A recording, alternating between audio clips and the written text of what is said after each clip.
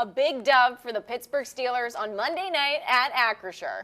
Yeah, Russell Wilson goes 2-0 in his first 2 games. No game this week, but we have a lot to talk about. Let's hit it.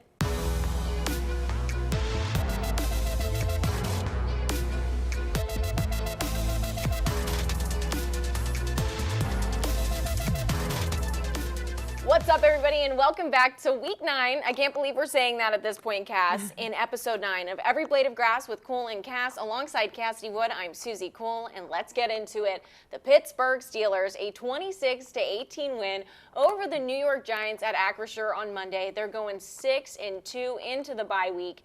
But some of the big storylines from this week, we're going to start with something that we've been harping on all season long, penalties. Now, not so bad for the Steelers, Cass. They only had 5 last game. The Giants had 11, but Broderick Jones. Yeah, Broderick Jones, again. I mean, the Steelers, early on in the game, they find the end zone, they get the touchdown. It gets called back because of yet another Broderick Jones holding call. So right there, 4 points taken off the board. Boz obviously comes out and makes that kick. But just again, so unfortunate to see that called back. Obviously, as you mentioned, they go on to win the game. So in the grand scheme of things, really didn't impact them too much. But just again, careless mistakes by Broderick Jones.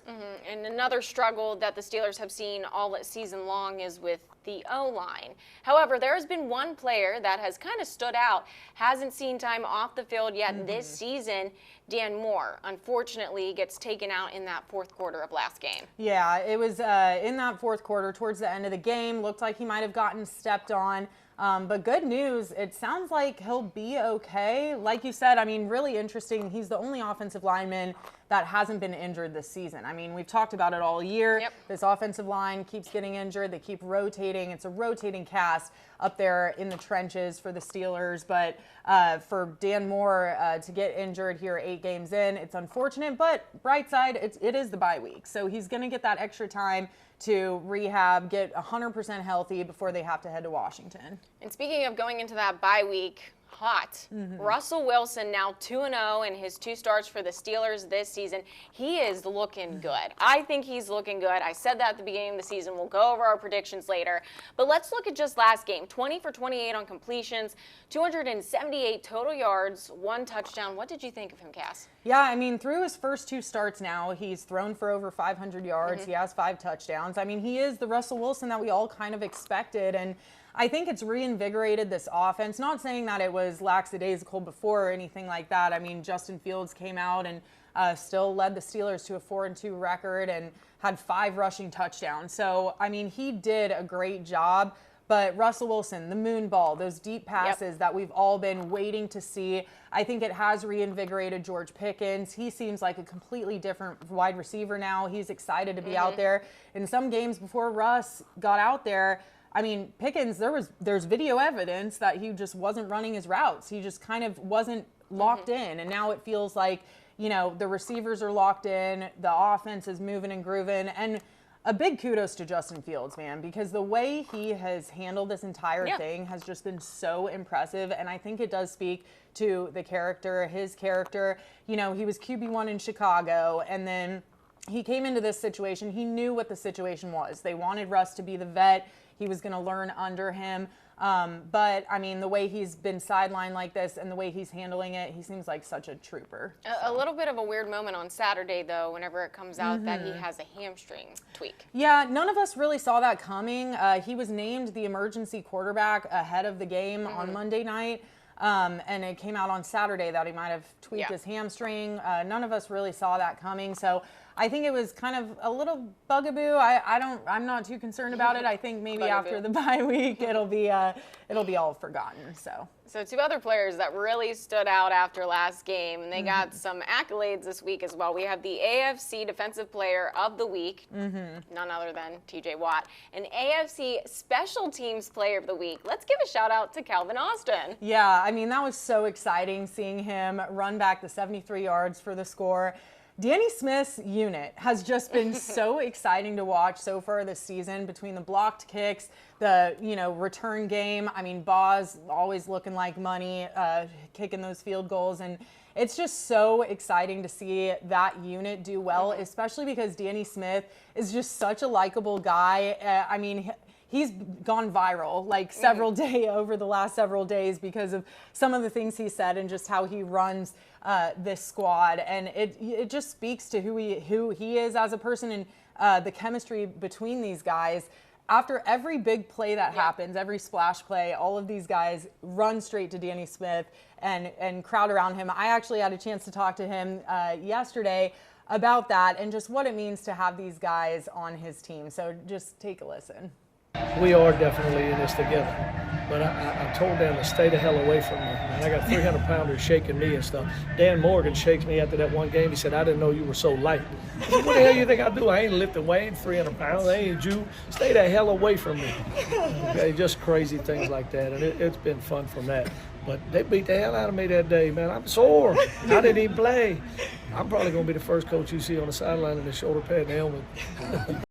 Now, Cash, usually it's at this point where we look ahead to this week's game, but with it being a bye week, we're going to change things up a little bit. We're going to look at the AFC North as a whole. Now, this is arguably one of the toughest divisions in all of the NFL. It's definitely the tightest race right now in the AFC. So, I mean, what does this look like for the Steelers from here on out? I mean, it's kind of a question mark at this point. I think for a while there, the Ravens were holding true to that number one spot for a while, and then they get beat by the Browns last week, which was crazy. I don't think anyone saw that coming, but Jameis Winston put on a show as only Jameis could. So it's going to get switched around a little bit. The Steelers obviously sitting firmly in that number one spot.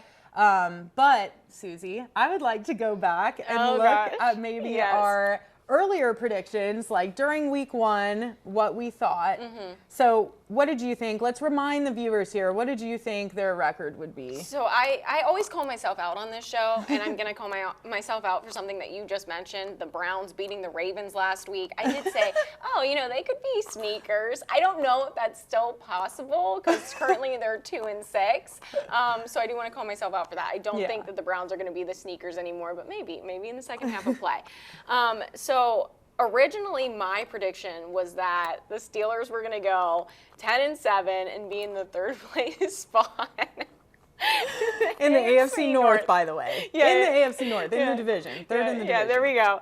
And that Tomlin would stay over 500, which I definitely still think he's going to stay over 500. Yeah. Okay, so what were your predictions?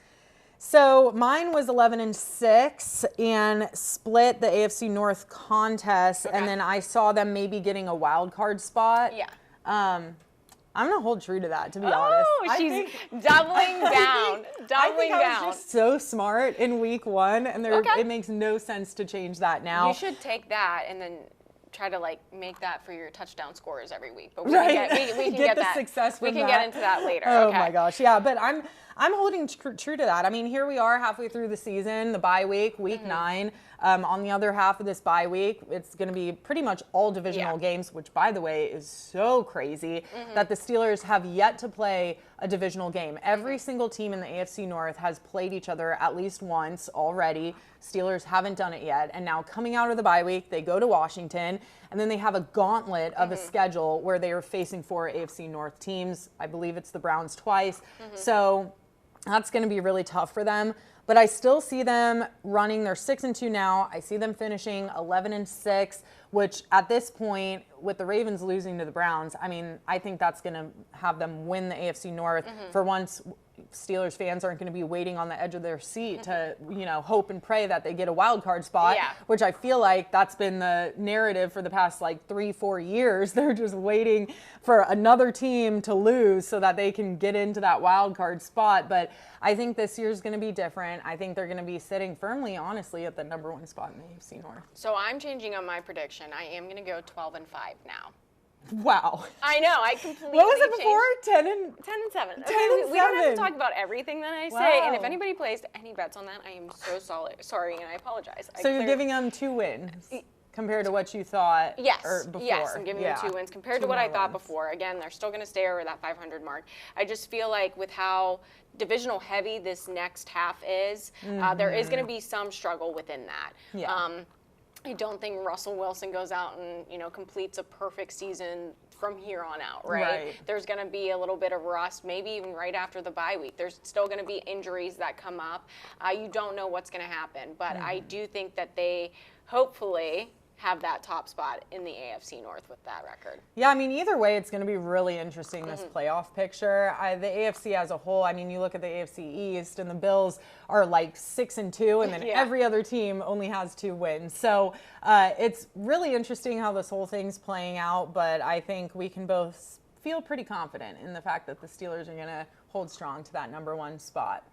All right, Cassidy, I'm so excited for this, and just I know because it's you a are. bye week, we're gonna let loose a little bit. We talked about this sandwich last week on the show. I said it sounded delicious.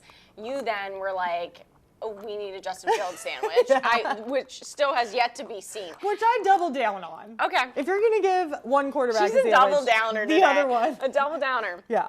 Again, this is the Primanti sandwich. It is the Dangerous sandwich, okay? And it has provolone cheese, fries, coleslaw, and tomato with pepperoni, ham, salami, and bacon. I mean, come on, that sounds so good. I So mean, we're it gonna- looks stacked. It is. It That is looks stacked. stacked. It's way different than my normal capicola that I get. So I'm excited. We're gonna rate on a scale of 1 to 10, and then like it's dinner time when we're done here. Okay? Yeah, I'm All right, excited. ready, Let's Cass? dive in. Oh, it's nice and cold.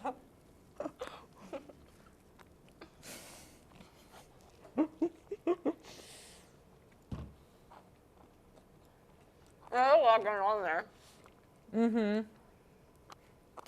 Yeah. You know, Ooh. it's good. I would like a sauce. I'm a saucy girl, so I like I'm a good saucy now sauce. too. Let's go.